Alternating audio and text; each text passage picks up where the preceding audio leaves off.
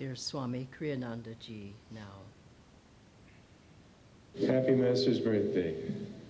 I was saying to somebody the other day that the difference between disciple in the Indian language, Sanskrit in other words, and the derivatives of Sanskrit, and our word disciple, is that we think of the difference between student and disciple as somebody who is willing to take the discipline of the teacher, somebody who's willing to be molded, all of which is perfectly valid and very much a part of what discipleship of a great master means.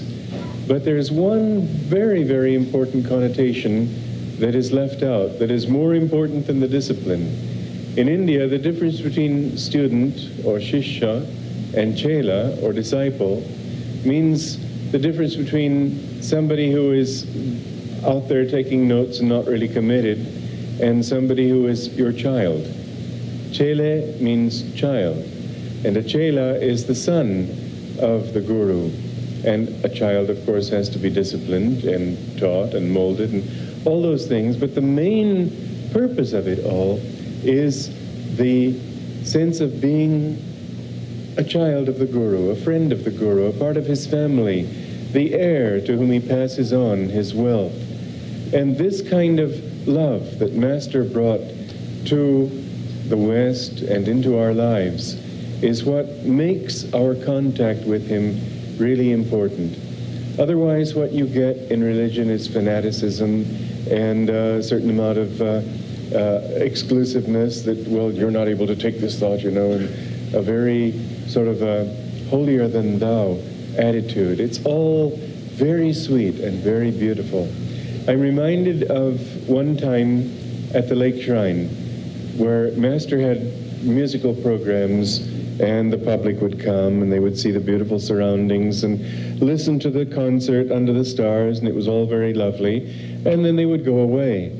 And he says, those who are not our own come and they enjoy a while and then they go, but those who are our own, they never leave. And in fact, that's true. Even those who have left outwardly, they've never been able to get Master out of their hearts, because that is something God put there. Edgar Cayce, the very famous American seer, saw many people in his lifetime who he said had been with Jesus during the time of Jesus. Some of them, many of them, didn't have any close contact at all. But to all of them, it was perhaps the most decisive experience in all the recent thousands of years of their incarnations in this world. One contact with a master is enough to take you over the shore, over the ocean of delusion to the shores of infinity. Good evening, everyone. This is a reading from Whispers from Eternity, written by Yogananda Ji and edited by his direct disciple, Swami Kriyananda. And this is a poem titled God's Boatmen. Yogananda Ji writes, I want to ply my boat many times across the gulf after death and return to earth's shores from my home in space. I want to load my boat with all those waiting thirsty ones who have been left behind, that I may carry them to the opalescent pool of iridescent joy, there where my Father distributes his all desire quenching liquid peace. Oh, I will come back again and again, crossing a million crags of suffering. With bleeding feet I will come, if need be, 1,000,000,000 times, as long as I know that one stray brother is left behind. I want thee, O God, that I may give thee to all. I want salvation, that I may give it to all. Free me then, O Lord, from the bondage of this body, that I may show others how they too can free themselves. I want thine everlasting happiness, but I want also to share it with others, that all my brothers may find the way to happiness forever and forever in thee. Namaste, everybody. Good evening and happy birthday. It is our Guru's birthday. Guru is father, mother, friend. Guru is sent by God. It's so interesting how the mathematics, divine mathematics works. Master said, and Swami used to repeat this often towards the end of his life. This is a statement from the Bhagavad Gita. Sri Krishna tells Arjuna, "Oh Arjuna, remember this. My devotee is never lost." And I think all of us in this room, this is one of the hundreds of centers in the world Ananda has. There are other organizations sharing Master's teachings. There are many, many others who revere Master, worship him, that can vouch for that statement that, oh yes, I clearly remember the day I was sitting in Delhi, 2006, thinking about things, the world, what's happening, and this thought came. We think it's our thoughts. These are not our thoughts. Swami used to pound that thought also in our minds. These are universal thoughts. When your consciousness is of a certain kind, Swamiji said, you attract a thought. And I remember very clearly after this churning or brainstorming, as you would say, this thought came, why don't I go and buy an autobiography of somebody who has had such thoughts? And then I'll see how did they deal with it. And I said, oh, the thought came, I was like, wow, this is wonderful, great idea. I love books, so I went. And I was looking for an autobiography of somebody who has had such thoughts. I was looking through the autobiography, and there's an autobiography of a yogi. I said, really? And I looked at his picture, as again, many, many of us can say. I said, who is this man? His name is Indian. I looked, he is Indian. I said, how come I don't know about him? His eyes are looking straight through me. And this thought came from inside, he's my guru. And I bought the book, and here we are, 20 years later almost, and all of us have had that journey. So what's really happening? Yogananda ji explained the word avatar, and then Swami Kriyananda ji clarified the word avatara as it is said in Sanskrit. Swami said when avatar is put with an extra A or emphasis in the end, it means the process where divinity takes on a flesh. And the person or personality that divinity takes on and comes into the form is called avatar. And Swami Kriyananda ji asked Yogananda ji once, sir, are you an avatar? Because in the conversation, Master said, Babaji, Jesus Christ, Lahari Mahashaya, Sri Yukteswar ji are avatars. And then he was explaining what avatars do, the kind of enormous work they undertake, how it changes civilization itself. And Swami said, sir, Master wouldn't say, well, I'm also an avatar. But Swamiji asked him, sir, are you also an avatar? And Swami said, Master was looking on the side and arranging something on the table, and he simply said, it would take such a one to do the work that I have been asked to do. And so what happens is when you and I listen to his voice, look at his image. Just a few weeks ago, I had two friends who I was meeting after 25 years. They were from college, and they came. I invited them here, and I was telling them about our masters, and I was explaining the altar, and one friend looked at Master's picture, that one on the altar. And he asked me to stop. He said, this is such a beautiful face. He said, I don't know him, but I feel like I've known him. Or, his eyes are so special. His face is so special. I've never seen a face like that because it's a very pure, it is the divine consciousness that you and I are also made of. That has taken on that form. And so when we see that form, we may not have the words to express, like my friend was struggling. What is this? Who is this? What's his name? Have I seen him somewhere? Your soul memory is awakening, but it's going through the filters of the ego and the incarnations we've gone through. But one thing we are recognizing is there's joy, there's something pure. Like Swami said, I couldn't believe, because of my upbringing, I couldn't believe all the miracles in the autobiography. But the sincerity of the man, I was sold to that, and I said, let's keep reading and see what is happening. When he met Master, Swami was quite a reader and intellectual himself. Master said, how did you find my book? And Swami said, oh sir, this is the most beautiful thing I've read. And Master simply said, because I have put my vibrations into that book. And again, Swami was like going between one end to the other. He said, he thought, what does that mean? That a person's vibrations are in a book, but that's where it's like the soul in each person's body. So just in a few minutes, for a few minutes, I want to now share that we find ourselves as somebody who knows Yogananda ji, who is benefited by his presence, who follow him perhaps. We read more and more about him and try to imitate his ways, his techniques, his teachings, so we can channel them, we can grow. But here's the important thing which I want to talk about: help others grow. Because an avatar is very different from an ordinary saint. Swamiji said Master was a giant among saints. God had put a gigantic task in this particular life in Master's hands. And so if we say, I love you, the obvious question the person who we are saying this may ask, okay, what are you willing to do for me to prove your love? And when Master says, I love you, Divine Mother, he said, this is how she has treated him sometimes in the past. This is from Conversations with Yogananda. It's a good treatment.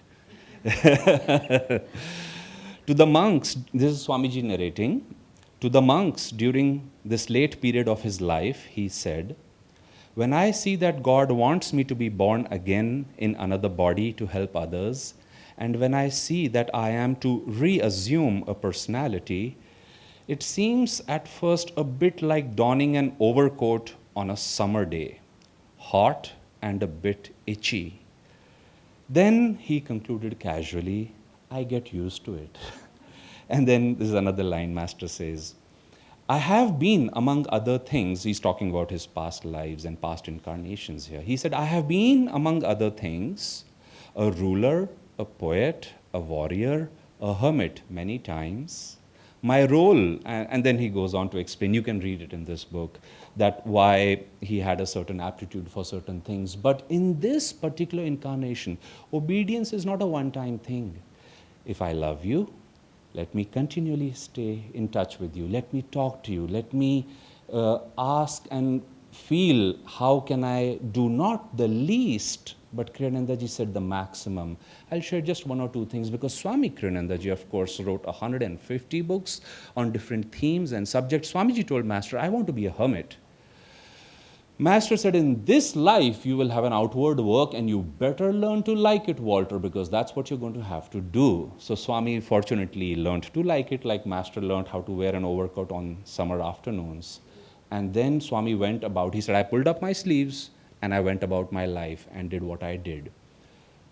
Some years ago, we had, our monastery was here in Pune city for 2 years, and I was staying with them, and we would have sadhanas regularly, and one evening was the day of the group sadhana. That also was the day Dr. Amar and I were invited for a corporate workshop, same time.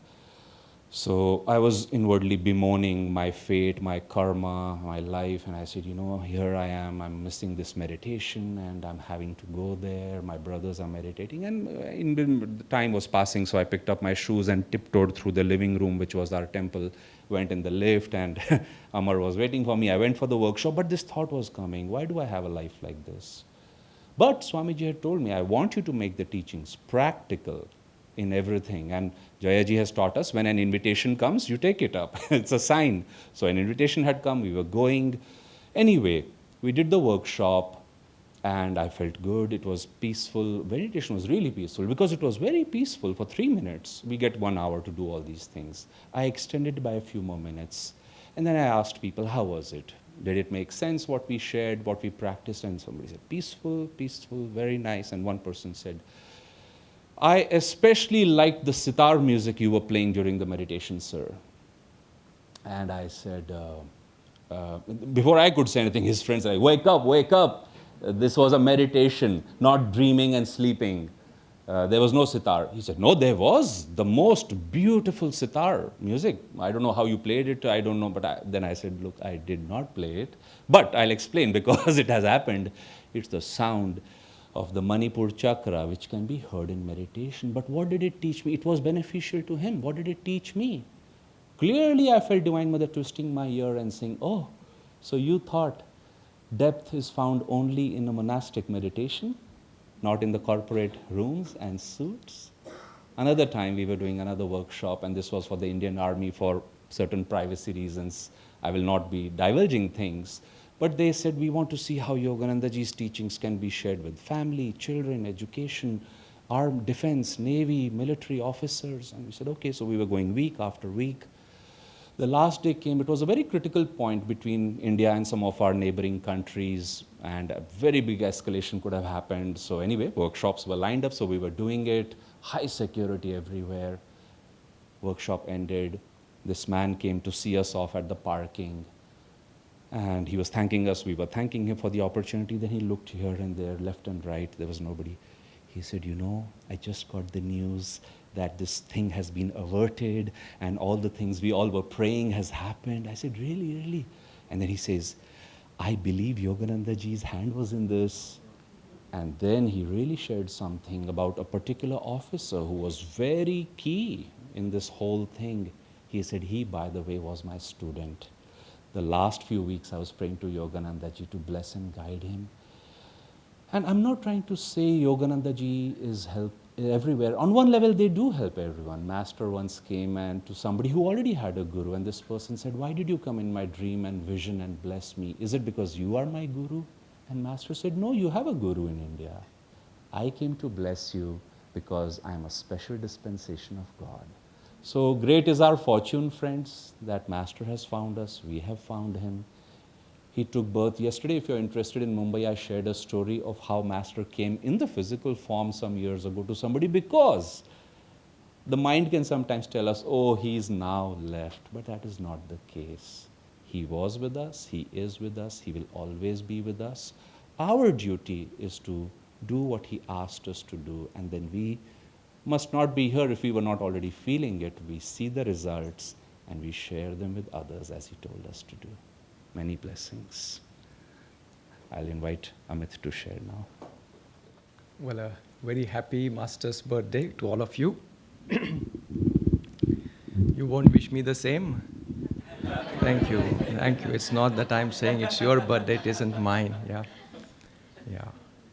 And it's very interesting. Just on 25th, we did celebrate Christmas, which is the birth anniversary of Jesus Christ.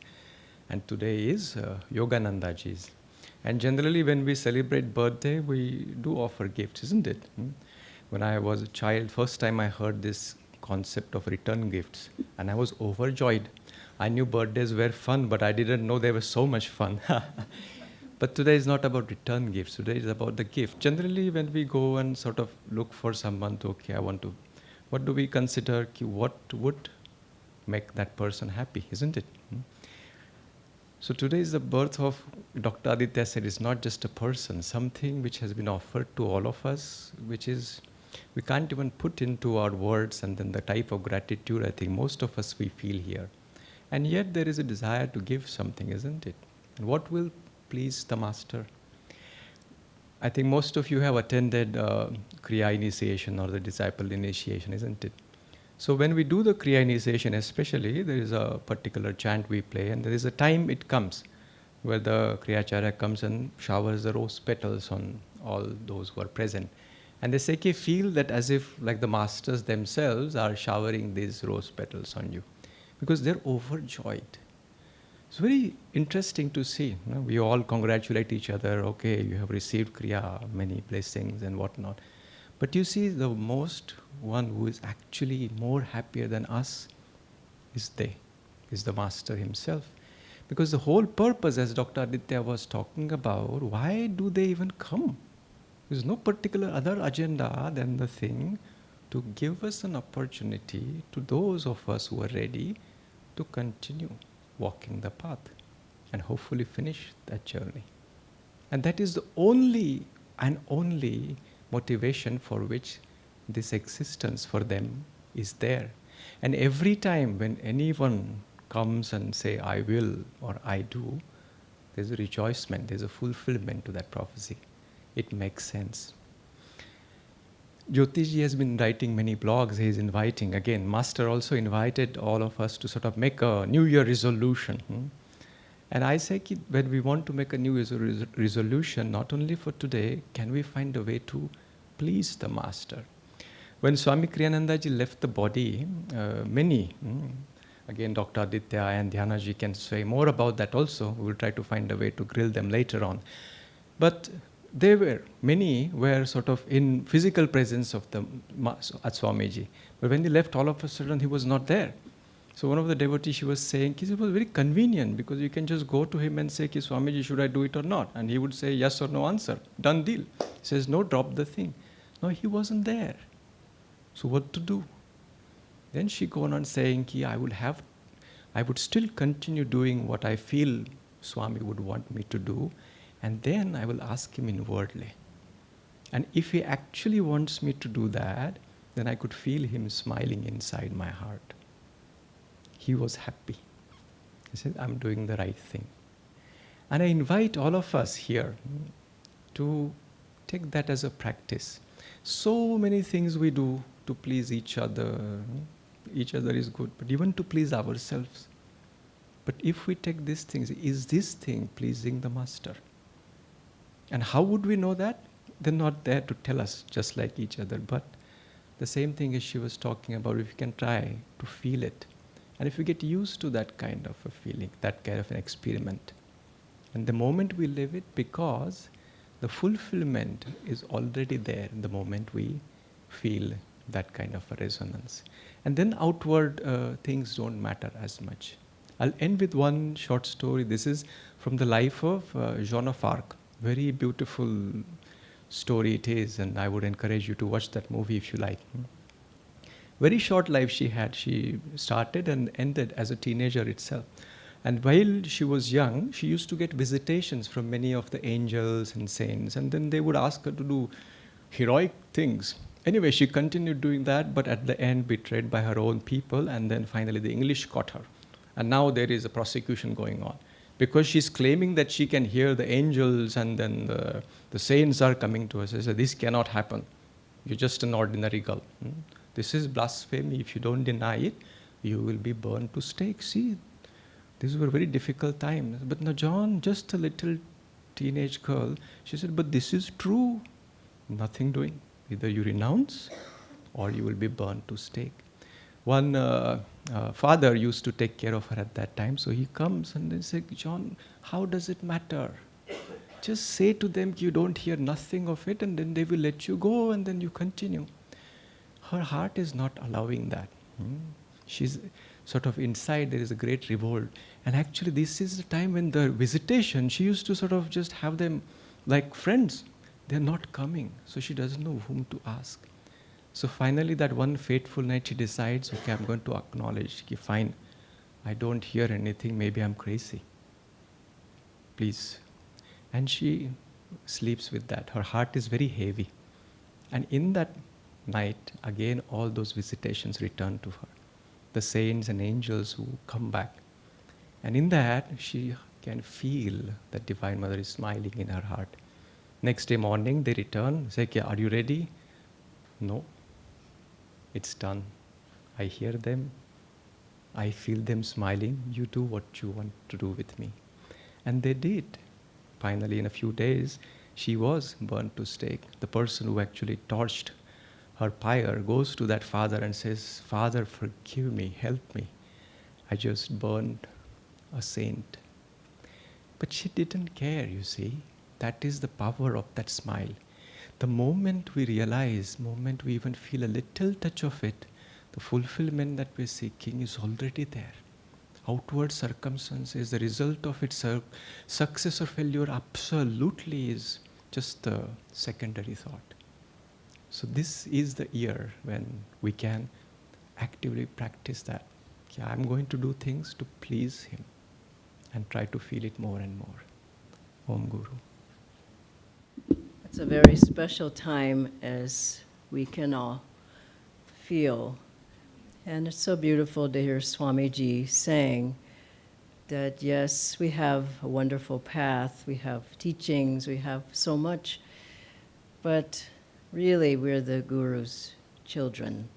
We're in his family, and his love is there for all who are open to it.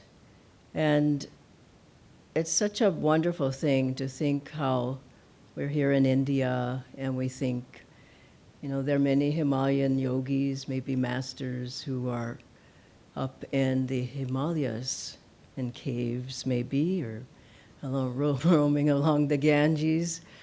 But what a blessing that our masters brought the teachings to us where we live, in the cities, to the businessman, to the college student, to the housewife, to people of all ages, that we might also understand that it's a new age of Dwapara Yuga. It's not Kali Yuga, it's not that old-time religion you believe and you hope things work.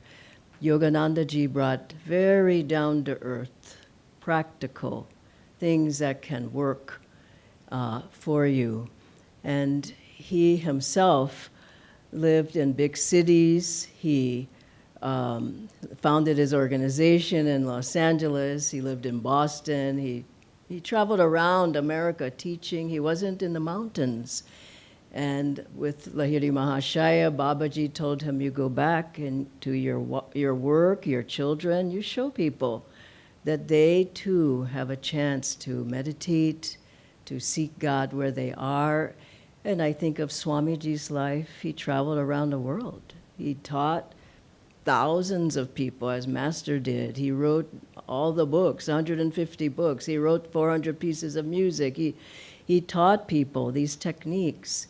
He didn't live a cave life. We're not away in the Himalayas. We're in the cities. And in this wonderful blessing that the masters have brought the teachings to us where we are. And Master he gave people hope. That's what I really think about a lot, that people were suffering and are suffering, people going through health challenges, financial challenges, relationship challenges. But Master brought hope that if you practice, if you do the techniques, and you look at all the things the gifts that he gave of the practices of Kriya Yoga and Om technique, Hong Sa, Ananda Yoga, you think of energization exercises, and you think of the prayers that we receive from others. You think of all the various things that Master gave us through Swamiji, communities, centers, meditation groups, online, home study. It goes on and on and on, so that we too, wherever we are, can experience the divine and feel the divine consciousness guiding our lives. And such a great blessing. And for all of us, I'll close with this, that I think we should renew our connection with our gurus, we will do it now, our discipleship if we're disciples, and give a gift, as Amit is saying, to the Master, not always receiving, but what can we give? How can we serve? How can we meditate more deeply? How can we come to satsang? Maybe we can share his teachings with others, other friends. Give a book to somebody else. Pray for other people. There's so many ways. But if we do that, we'll have fulfilled our responsibility as the children of the Guru. And when we say happy birthday, it's like Master's birth was our birth. We got born into spirit. And as we go forward with our gurus in this lifetime, we'll find that the teachings really change us until Master said, you won't be able to even recognize yourself. You'll be so changed. And so now I'd like to take us into the discipleship initiation. Those who are disciples of this path, you can stand. We'll repeat the vow. And afterwards, whoever would like to come up, after that, you're welcome to come as well for a blessing. You can come here and take some flowers and offer them at the altar. And then you'll see in one of the bowls here, there are some words of Yoganandaji's special blessing for you individually that you can take. Then just go back to your seat and meditate. So I'll read the vow. The first part is silent, and the second part I'll ask you to read out loud. Repeat out loud.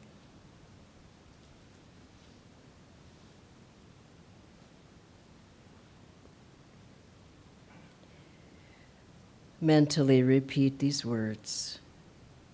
And this is the vow of discipleship to Paramhansa Yogananda ji and the line of gurus.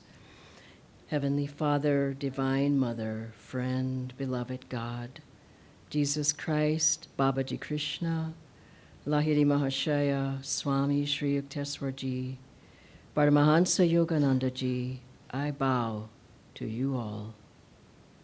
Divine Mother, I come before thee today, having long sought thy eternal light, long pondered the eternal truths, long followed the winding path that leads to thee. I have walked with my own strength, all too seldom with thine.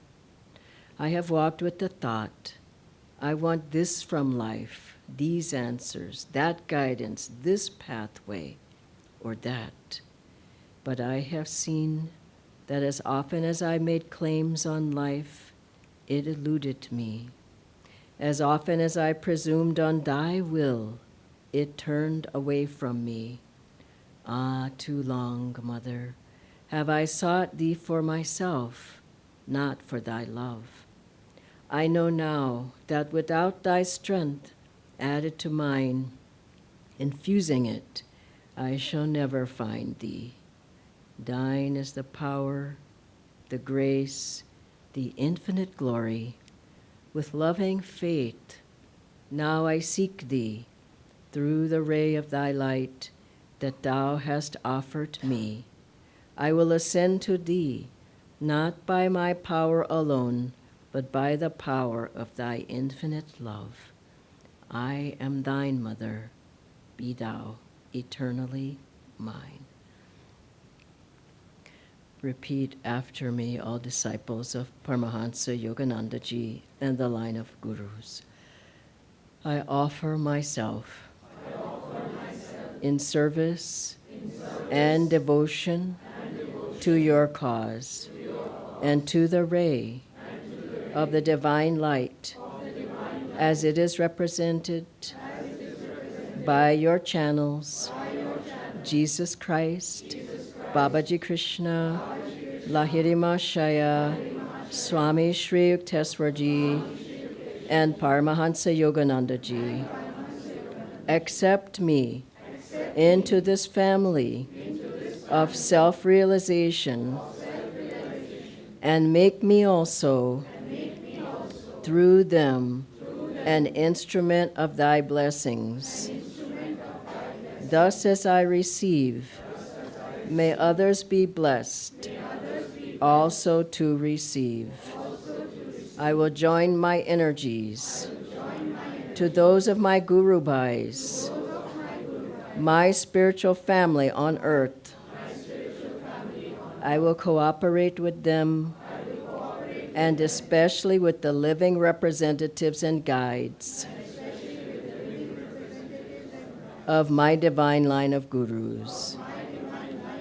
Discipline me, guide me, purify me, teach me to attune myself to thy ray until at last, through daily meditation, service, and devotion, I unite my soul with thy infinite spirit.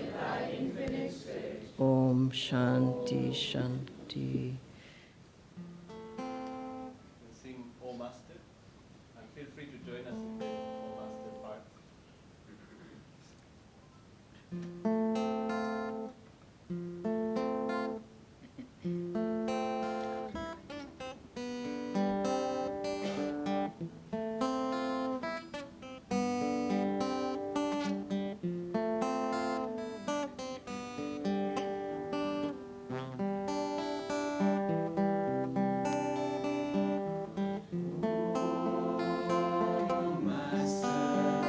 May thy joy fill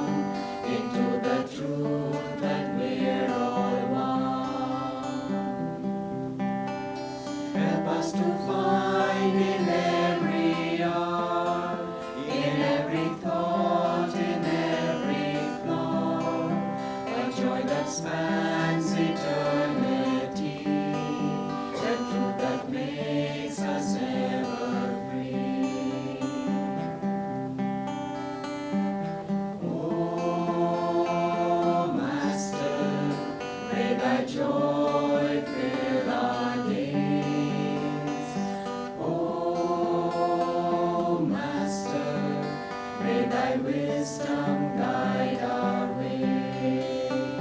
Join us. O Master, may thy joy fill our days. O Master, may thy wisdom